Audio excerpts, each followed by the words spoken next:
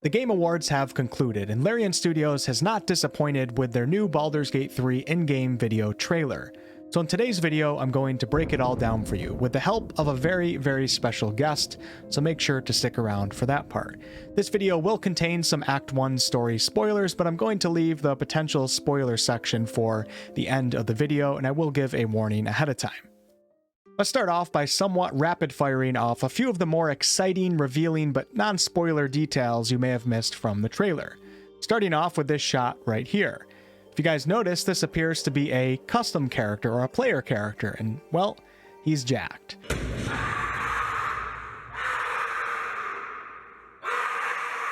Body customization coming to BG3?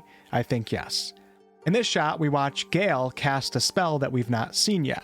And this spell appears to be the level 3 evocation spell, Lightning Bolt, which fires a stroke of lightning 5 feet wide that deals quite a lot of lightning damage to creatures in its path.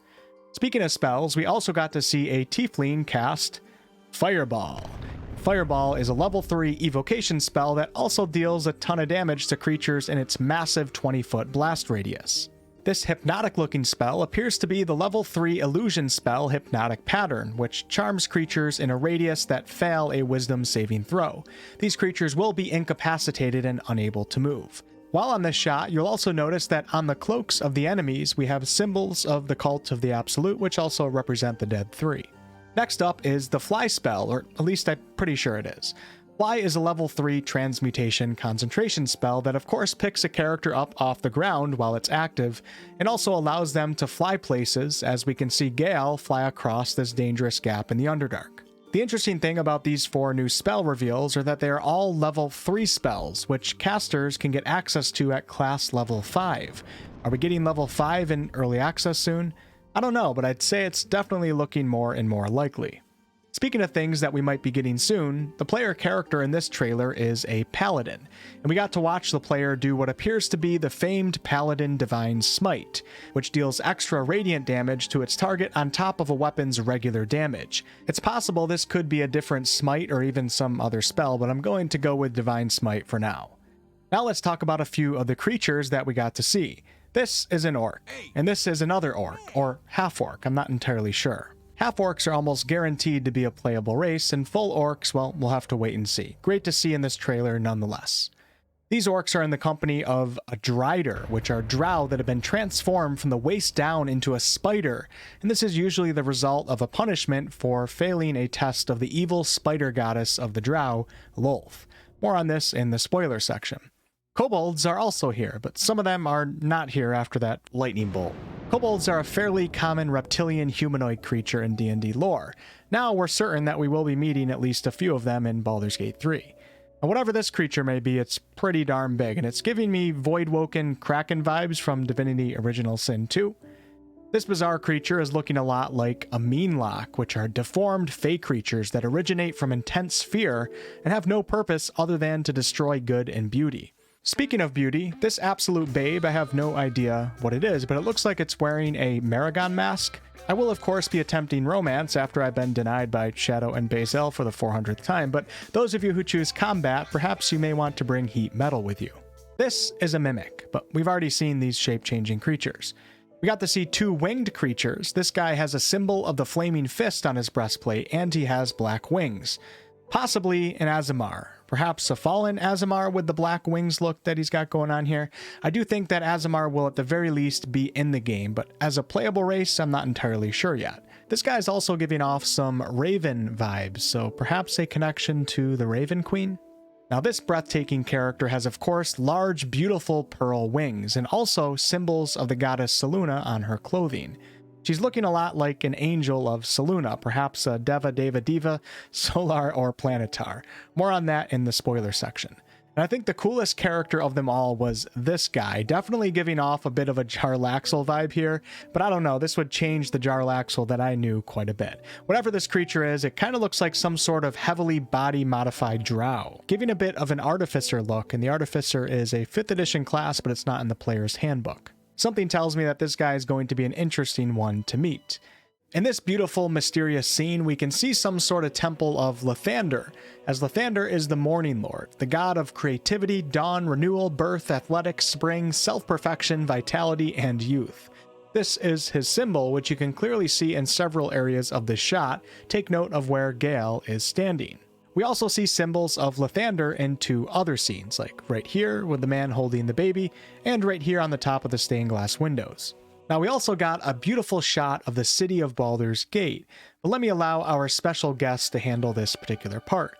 I honestly can't think of anyone more qualified, and afterwards, be sure to head on over to his channel and subscribe. He's been doing incredible BG3 coverage for as long as I have. Now do note, there is a minor spoiler in this section, but I will rudely interrupt him to give you a chance to skip that particular short part. And after this part, we still have two very important non-Act 1 spoiler reveals to discuss. Some of you guys probably already know who they are. And then on to the spoiler section. Enjoy.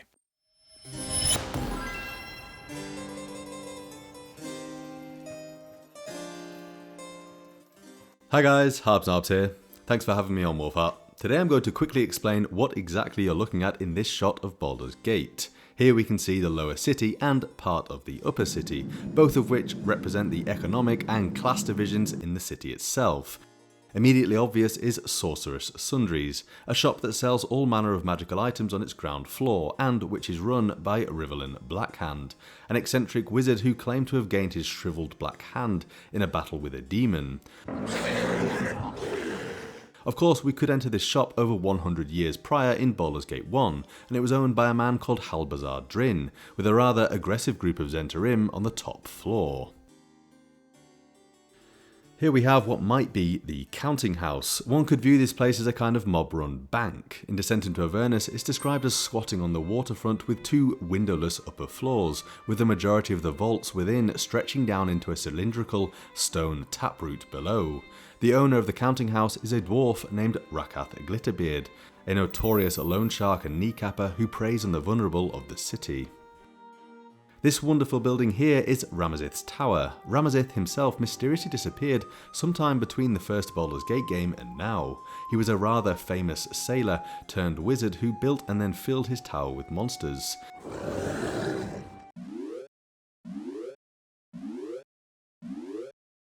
Now you've already heard about the new owner of this tower in early access. He's called Loroakan, and he's after the Night Song. There's a wizard in Baldur's Gate that'll pay gobloads for a relic, supposedly buried round these parts. In fact, Loroakan's name has been thrown around a few times. Roland desperately wants to be his apprentice, but Gale thinks he's not all that. So why would Roland have such a high opinion of a wizard that Gale thinks is a fraud? Word in Waterdeep has it he's a bit of a cad. But you say he's an accomplished wizard. In Descent into Avernus, Loroakan can task the party to clear out the upper floors of Ramazith's tower, which he has recently bought. The tower is likely still filled with the previous owner's monsters, but this is odd because this shouldn't be an arduous task for a wizard of Loroakan's supposed abilities. However, on the top floor in the first game, a tome of clear thought could be found, which drastically increases the user's intelligence. If Loroakan found this tome after the top floors were cleared, it may be that his wizarding abilities increased, creating the difference in opinion found between Gale and Roland. Oh yeah, it's all coming together.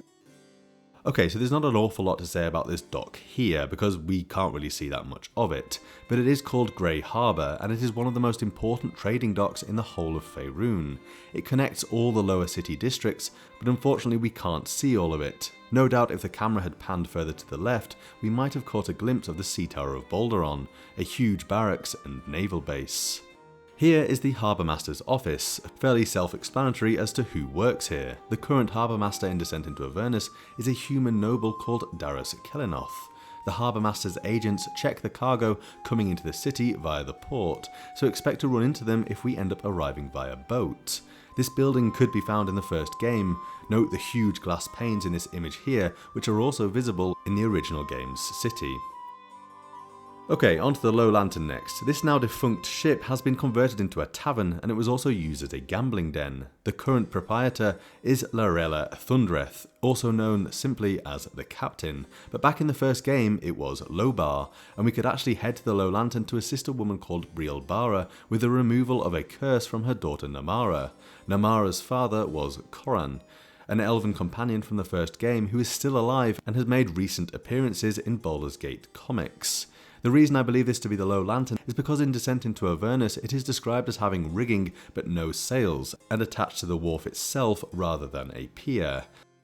Finally, we have this, and I'm not sure exactly what this is. It could potentially be the High Hall, home to the city's government, but the positioning is kind of off.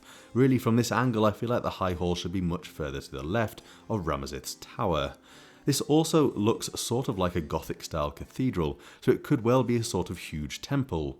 Alternatively, it might be the Knowledge Hold, a huge library which seems to be a new addition to the city in Jim Zub's comic books, and is centered in the Wide, which position-wise would make sense here.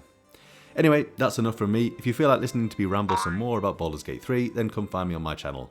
Bye! And thank you, Harbs, for blessing us with that knowledge. Links to his channel are below. Now, the biggest reveal from this trailer, in my opinion, is the first voice that we got to hear. Tell me, why have you come here? And this is the half-elf, multi-class fighter and druid, Jaheira.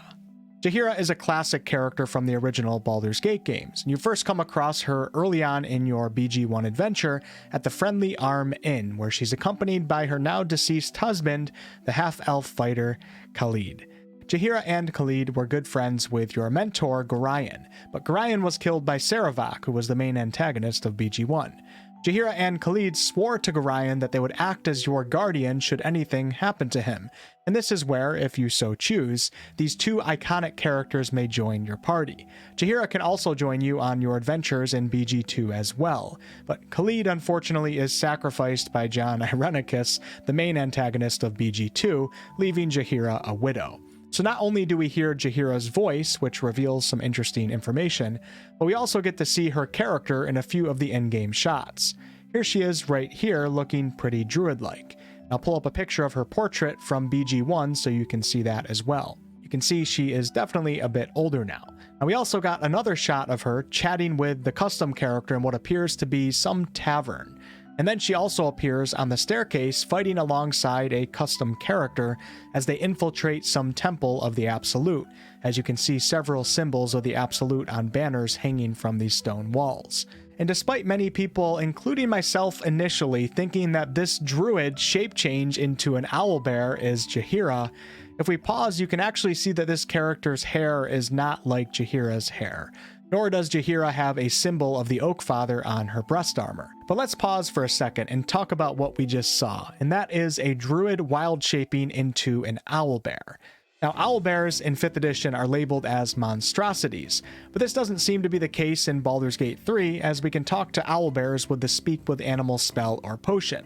This is important to note because in 5th edition, druids cannot turn into an owlbear until they get to level 17 and gain a spell called Shape Change, because owlbears are not regular animals and don't qualify for wild shape.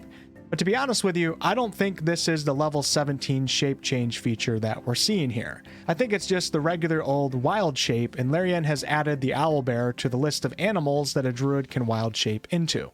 Back to Jaheira, in the trailer she says a few things about the tadpoles, and then she says to our character, You may just be the godsend we've been praying for. Telling us that Jaheira is actively trying to stop the cult of the Absolute and this whole Mind Flayer tadpole ordeal. Now, I'm not going to get too deep into her background in this video, but you should note that Jaheira is a member of the Harper's faction, which is who she may be referring to when she says, "We've been praying for." The Harpers are a semi-secret organization that are really adamant on preventing one single kingdom or faction from becoming too powerful, and this usually leads to the Harpers fighting against tyranny and corruption.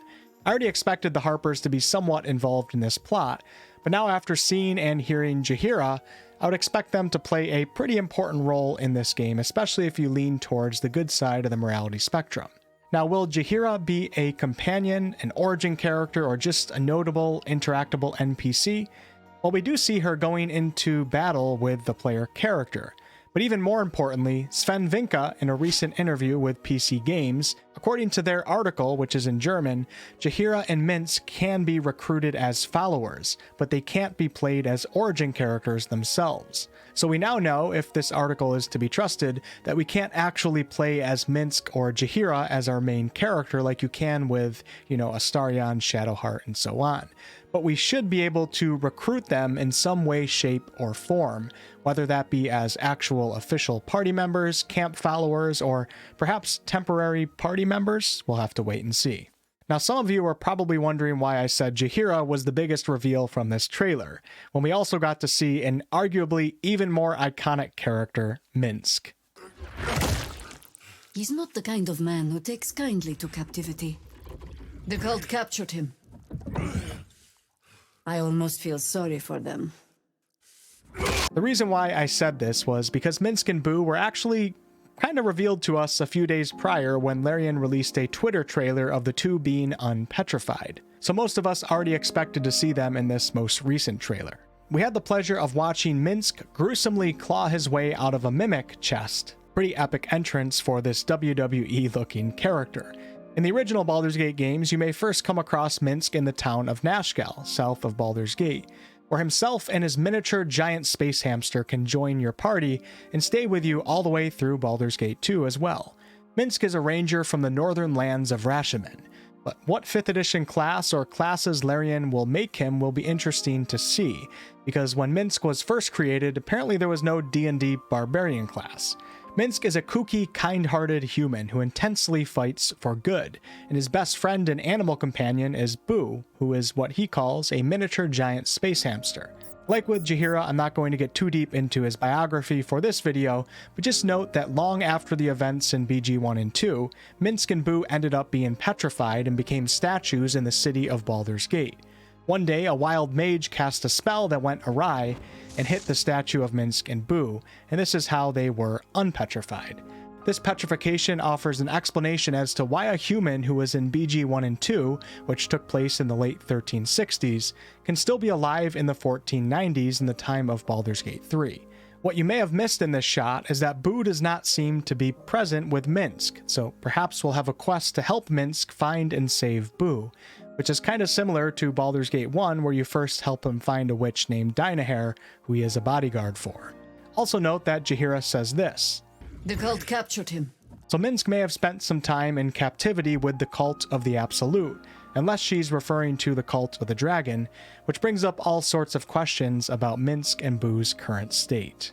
Now you've made it to the final section of the video, but this section will contain a few spoilers. Thank you to all who will be leaving now. I will catch you on the next one. Let's begin. The first thing I want to talk about is this Drider with a lantern.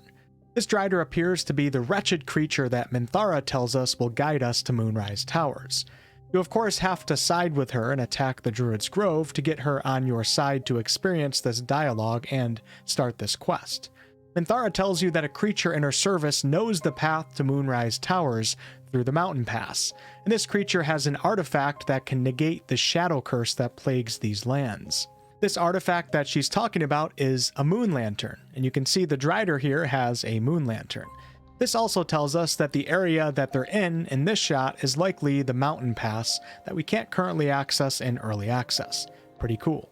Speaking of the shadow curse, in several shots in the trailer we can see what appears to be dark roots spreading across the land, and also sometimes a red hue. I believe this to be part of the shadow curse. That would mean that these scenes take place at Moonrise Towers or on some of the paths to Moonrise Towers, areas that we currently don't have access to.